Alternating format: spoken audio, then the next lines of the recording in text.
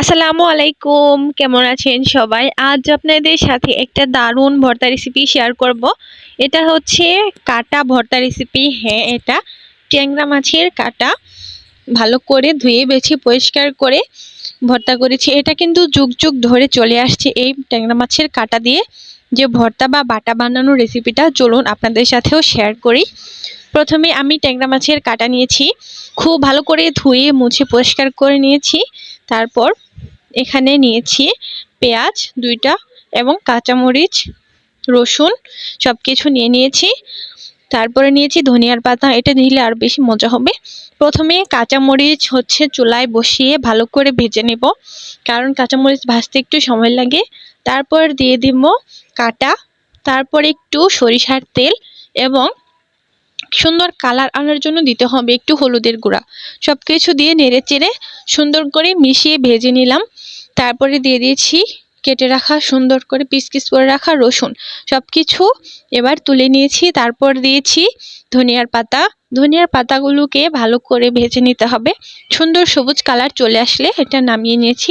এমনিতেই কিন্তু দেখে খেয়ে ফেলতে ইচ্ছে করছে, তো চলুন এবার পাটায় চলে যাই।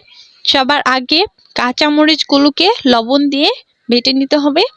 পরিমাণ মতো লবণ দিয়ে ধীরে ধীরে খুব ভালো করে বাটতে হবে, তা না হলে কিন্তু দানা দানা ভাব থাকবে। কাঁচামরিচ বাটা অনেক বেশি কষ্টের, এটা একদমই ফিনিশিং হতে চায় না। তারপরে দিয়ে দিয়েছি পেঁয়াজ এবং পেঁয়াজ বেটে নিয়েছি। এরপর দিয়েছি ধনিয়ার পাতা, ধনিয়ার পাতা দিয়ে বেটে নিয়েছি।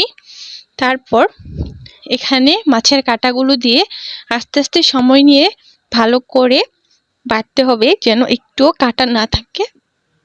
তারপর কাটা এবং রসুন একসাথে দিয়ে দিয়েছি। এটাকে আমি 4বার বেটেছি। এই কাটাটা ফিনিশিং হয়নি, 4বার বাটার পর কিন্তু ফিনিশিং হয়েছে। অনেক কষ্ট হয়েছে এই কাটাটা বাটতে, কিন্তু এটা অনেক বেশি মজা। এই মজার সামনে কষ্টটা যেন কিছুই না। দেখে সহজ মনে হলেও এটা বাটতে অনেক বেশি কষ্টের। তারপরে সব কিছু একবার হাত দিয়ে মেখে নেব, সব কিছু মিশিয়ে নেব। দেখে কত টেস্টি লাগে দেখেই বুঝতে পারছেন। তারপরে কিন্তু আরও একটা বাটা দিতে হবে। মিশিয়ে নেওয়ার পর এটা অনেক বেশি মজা। ভালো করে না বাটলে কিন্তু কাঁটাগুলো মুখে লেগে যেতে পারে, কষ্টের কারণ হয়ে দাঁড়াতে পারে। আপনারা একবার দেখুন এটা কত বেশি সুন্দর লাগছে দেখতে এবং খেতে, মাশাআল্লাহ এত মজা। আপনারা একবার হলেও এটা ট্রাই করবেন, না হলে কিন্তু খুবই পস্তাতে হবে। এটা অনেক বেশি মজাদার একটা রেসিপি।